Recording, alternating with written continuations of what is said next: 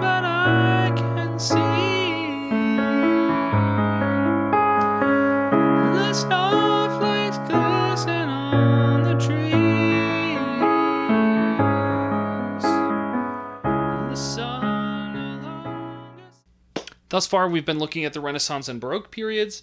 This technique does not stop there. It takes off. It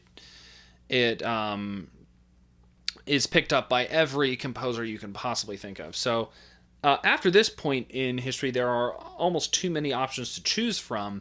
But one in the late classical period that I thought was worth mentioning is in Beethoven's Symphony Number 9, the famous one that ends with na na na na na na na, right at the end of the what is that? How many movements is that? 5? Yeah, I think it has 5 movements. Anyway, the one that has the famous Ode to Joy theme at the end. Well, in the first movement of that symphony, which is the symphony's in D minor, there is a very prominent usage of the passus. It's this little line in the, I think it's like oboes and maybe cellos or something. Oh, wait. Da, na, na, na, na, na, na.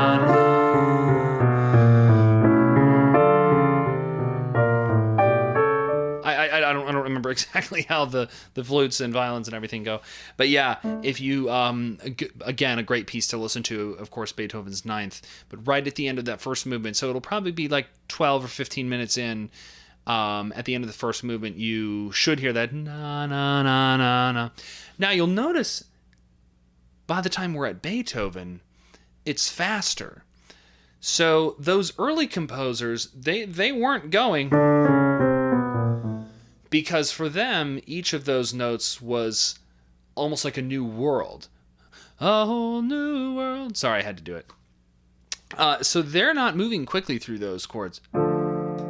It was almost, in those early times, it was so striking to just hear these chords that they really lingered on each one. Especially when they were voiced kind of very interestingly, you know.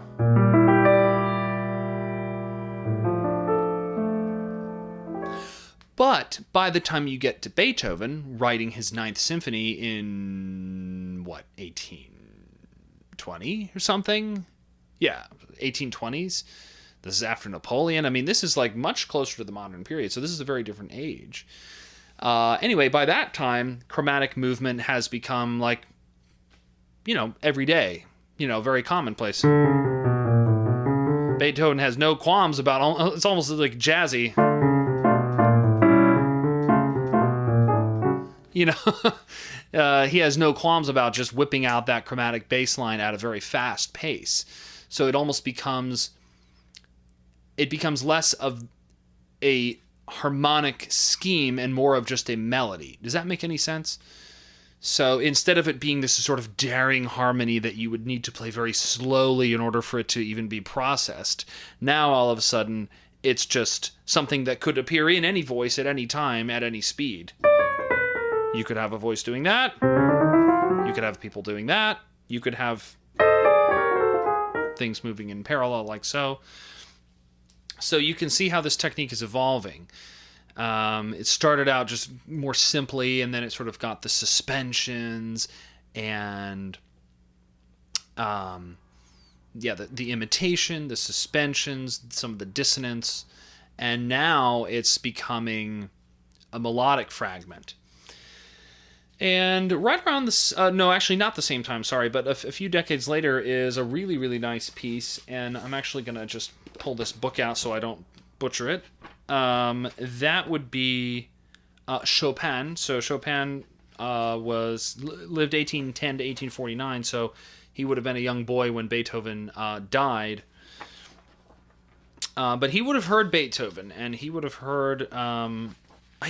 I need to look this up, but I think he actually knew of Beethoven. Like he one of those things where, bring the child prodigy in to see the old master kind of thing.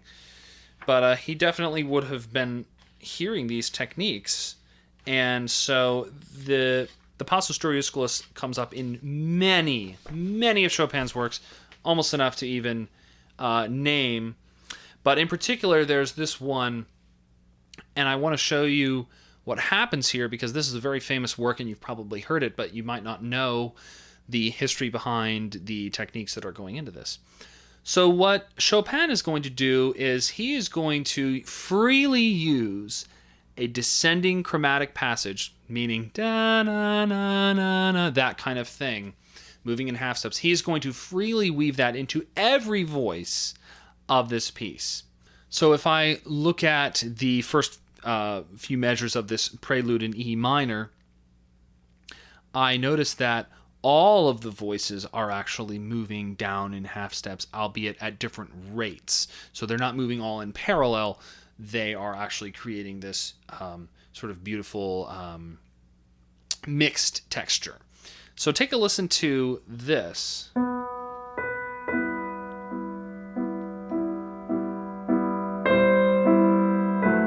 Hear it down there in the accompaniment. Now, hear that?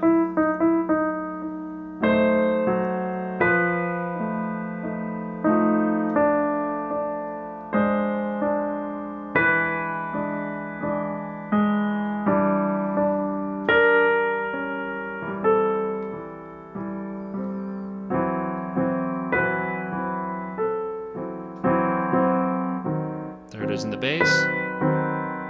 Bass again. Middle voice. Top voice.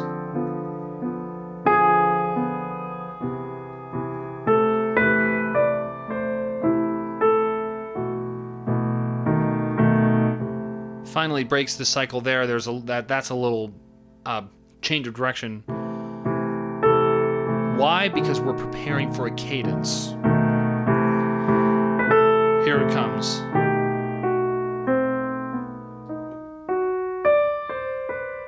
And the cycle starts over again. So what you have in this piece is several figures of this chromatic descending forth that are interwoven in a way that honestly defies all expectations, if you ask me. It really does not come out of Beethoven or Mozart or any of the stuff that comes before it. Chopin really was prefiguring harmony that, to be quite honest with you, wouldn't really become well known again until the jazz period. So he was basically about 100 years ahead of his time, if you ask me. So for example, listen to these. You have E minor. Now you have this F sharp. Pretty normal for the period. Nothing too crazy. And that resolves the way you would think. Now listen to this chord. That's what effectively is an Italian augmented sixth. Although watch, he's not going to use it the way that it should, because this type of chord usually resolves outwards like that. But listen to what happens. Isn't that just so melancholy? This shape, which could alternately be labeled as an augmented sixth or a dominant chord, depending on how you look at it, Chopin doesn't use it either of those ways. Instead, that tension note on the top just dissolves into thin air and just becomes this sweet D. So you're looking at F, A, E flat. That E flat, of course, is the tension note. We expect it to either go like a dominant chord would, or to go like an augmented sixth would. But listen to what Chopin does. So he's got this. That's what it does. Sorry. It just falls into this just sort of nostalgic, I don't know, I almost feel like I'm looking out of rain's falling. I'm looking out of this window. It's kind of cold and misty, and I don't know, thinking about something that happened a long time ago, possibly involving some sort of dramatic breakup or something. It's uniquely Chopin, and it's also a sound that becomes associated with France. This kind of thing is going to be picked up by Debussy later in the century, around the turn of around 1900. It's basically the idea of using chords that have a functional purpose, not for that purpose. right? So typically this chord goes like that, or like that. Starting with some of these guys, Chopin, you're going to see those expectations defied. So that is just absolutely majestic. Again, here's a dominant chord, right? You think it's going to go, right? But listen to where it goes. It just dissolves. It just dissolves in this, it's just so lush. And just, I can't think of better adjectives, but it's just melancholy and sort of wistful. There we go. I keep thinking of the German traurig, which means like sort of sad and wistful. Again, a very purposeful chord that's supposed to go somewhere, but it just dissolves into sweetness.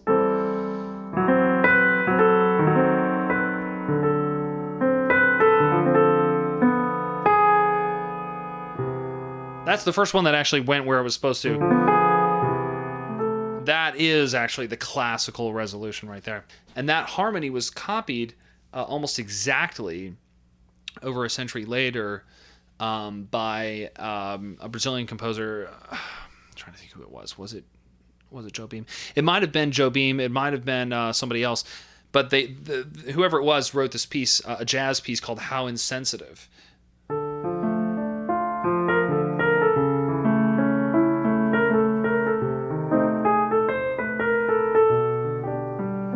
Right? And that piece, again, copies that bass figure exactly from the Prelude in E minor and all of these other pieces. So, speaking of which, I wanted to show you a couple of examples from that period. Well, one of them would be How Insensitive, that jazz piece. It's sort of a bossa nova Brazilian piece. That has the Passus Duriusculus in the bass. Ready? Na, na, na,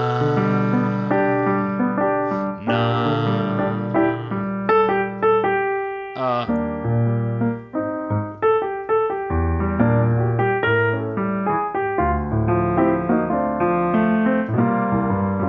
And then it goes elsewhere into other territory. But so this figure, you can see it's not dying out. It is taking on many different forms, spreading across the world, and it's going to get all into jazz and popular music.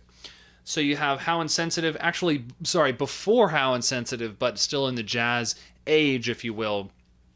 A well-known and beautiful song by Rodgers and Hart, Richard Rodgers and Lorenz Hart. A really well-known songwriting duo. Rodgers is the same Rodgers from Rodgers and Hammerstein. He worked with multiple different lyricists. So Hammerstein was one of them, and of course Hart was another. So one of the most well-known Rodgers and Hart compositions is My Funny Valentine. So now listen to the Passus Duriusculus here. My funny Valentine. Let me do a little more. So my funny Valentine.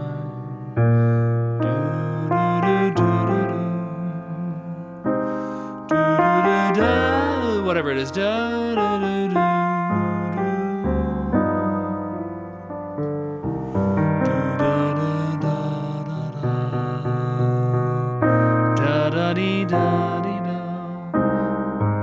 So you hear this in the bass.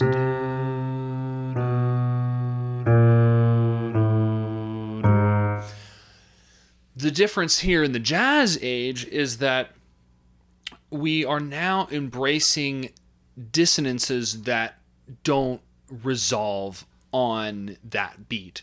So, for example,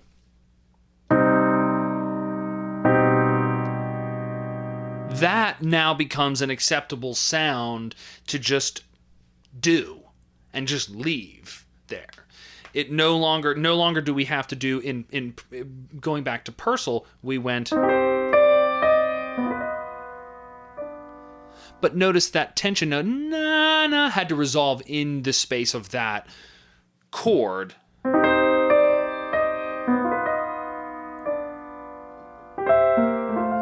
in order to stay in that style. But now in the jazz period, we have My Funny Valentine. All that stuff just sits there. And that is the sound. That's not the, in other words, that's not the unresolved dissonance that we are expected to hear resolve. That just is the chord. By the way, that is how new chords happen. A composer starts doing something linearly, meaning a voice that wants to linger on a certain note for just another second. And then the next generation of composers comes along and says, hold on, freeze frame right there. I want to take that sound where that singer held the note over the bar. I want to take that and use that as its own sound. So, for example, say your chord was this, but your singer came from here. Na, na, and they held that na, and they didn't resolve it to na. Well, that starts out as a linear gesture, right? Something that one voice did, but it wasn't really intended as a chord. It was just a discrepancy in timing between different linear factors. But then, like I say, the next generation comes on and says, hold on, freeze right there, freeze frame. Let me grab that sound. Now we suddenly have the augmented chord. Right?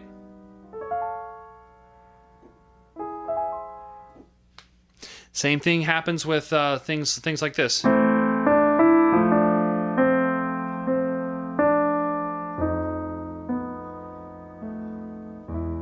You know, that starts off as necessarily going from one thing to the next. In other words, that chord has to resolve that way. And then, like I showed you, that very chord I just played is a French augmented sixth. Shows up in Chopin, but he doesn't resolve it the way that, you know, he's not going to go like that. He's going...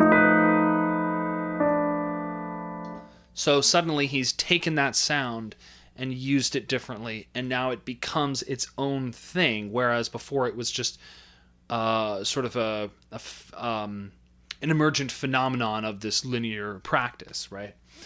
That is literally how all chords have come to be. I kid you not. That is how every single chord has come to be. Major, minor, dominant, every Neapolitan augmented sixth, diminished, whole tone, every chord augmented, all of them start out as linear gestures, and then they are captured, sort of almost screenshotted, if you will, and then inserted into new places. So if you take anything away from this, maybe that's sort of the conceptual lesson of today. So before I let you go, there are a couple of really cool modern examples of this technique.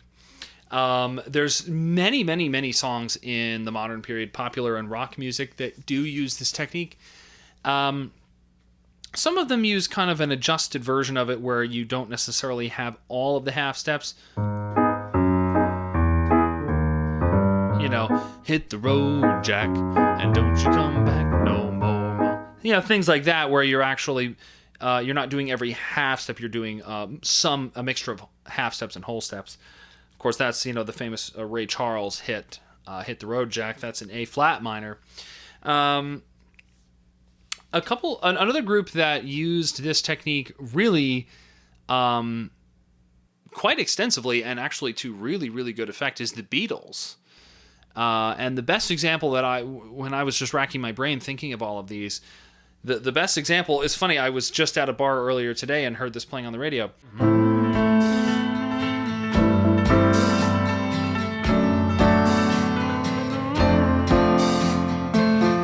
While my guitar gently weeps. So that is a really, really cool usage of the Passus Duriusculus. It doesn't have that first half step, it goes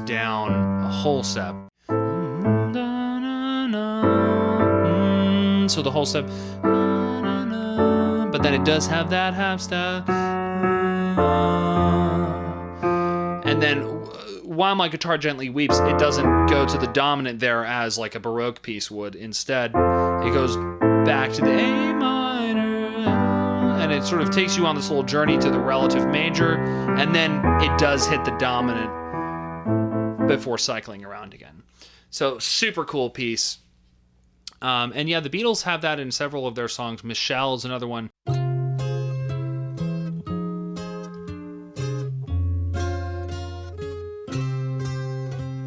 But the little instrumental intro before they go into the Michelle My Belle thing, that features the classic Beethoven or Bach, the exact same line that those guys would have used at the beginning of Michelle. So the Beatles, just check out their catalog and see if you can hear this figure, because it's in a lot of their songs. And they also use it in a major key as well, so you might have something like this.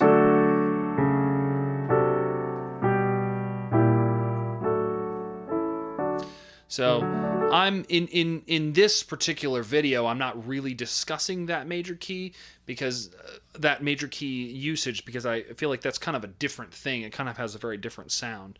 The minor key is kind of what I'm focusing on in this video. But technically you can use this technique in a major key, but it historically is more commonly associated with minor. So you've got the Beatles. Another cool one that's one of my favorites is from the band Black Sabbath. Their fourth album, which is creatively titled Volume 4. Of course, the reason it's called Volume 4 is because they wanted to call it Snowblind, but the producers felt that that would be too explicit of a reference, of a drug reference, so instead it's aptly titled Volume 4. But, of course, the song in question is the song called Snowblind. And it has this really cool bridge. But I can see the snowflakes glisten on the trees. The sun no longer sets me free. Can you hear it in the bass?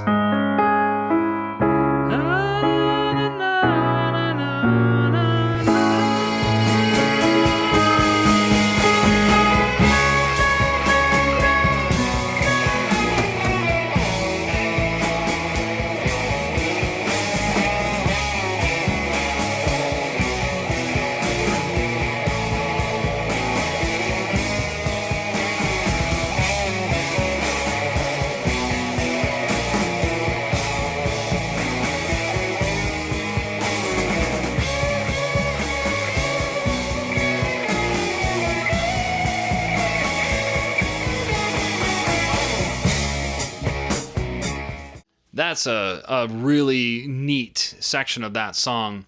That's in C sharp minor because Tony Iommi had damaged the tips of his fingers in some sort of like machining accident when he was younger, and so he didn't have a lot of pressure with he couldn't exert a lot of pressure on his fingers, so he used to detune the guitar so it would be easier to play, which of course inadvertently created that really just deep sort of sludgy, grungy tone that was associated with Black Sabbath and early heavy metal, which really made it so great. So he's actually fingering the song in what would be E minor, except the guitar is tuned down 3 half steps, so it actually sounds in C sharp minor. But yeah, that's another great example. It's the same chord progression as While My Guitar Gently Weeps. Na, na, na, na. But if you listen to the original track, you'll notice one neat thing about the Black Sabbath take on it is that they actually keep the tonic minor chords cycling over each one of those bass notes without any alteration. So it's going to go like this. And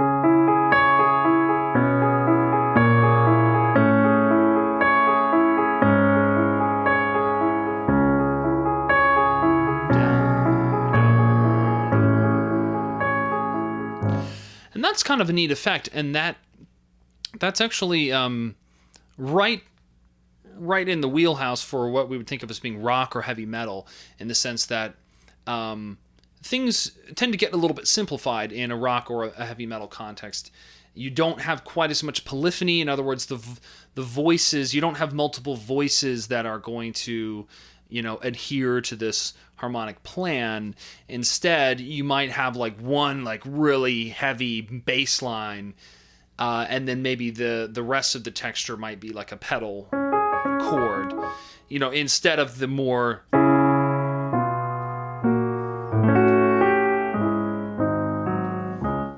nuanced chords of those earlier, Baroque or classical pieces. This is just going to have the bass line just like laying down the law, and then the upper chord is just this minor chord. And that does lead to some really neat sounds, like you have this just very tense chord right before the resolution, because you've got this power chord in the bass, and then that minor before it resolves. So again, a very unique take on this this historic technique. And then the very last one that I thought of, this is literally just me brainstorming last night. I was just singing the da-na-na-na and trying to think of how many things came to mind. There's literally dozens, but one of the I think sort of one of the ones that cracked me up the most was everybody rock your body.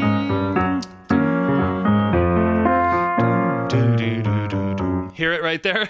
It's literally, again, textbook, but that's more, that one happens more at the Beethoven speed, right? The quicker speed. So it's more of a melodic gesture rather than those notes are not truly harmonized. In other words, you're not hearing,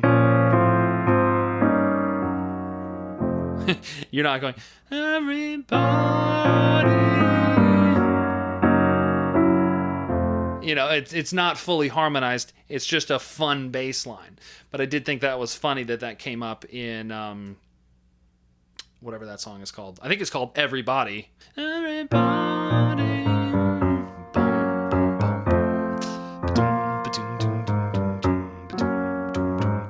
Textbook.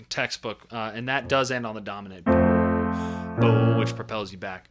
So again, like I said at the very beginning of this video, it's a hypnotic cyclic pattern that really draws in the listener with this melancholy sort of sighing figure. And the cyclic quality comes from, if you descend a fourth, you're going to go from the tonic down to the dominant, which of course is going to propel you back to the tonic. So anyway, I hope that you have enjoyed this survey of this really fascinating technique. It's called the Passus Duriusculus, and once again, it is a bass motif that uses descending half steps, typically through the distance of a fourth.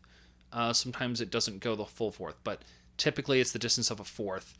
And it was used from the Renaissance to the present day in a variety of contexts, but usually to convey some sense of either drama, melancholy, or tension. So, hope you enjoyed this survey.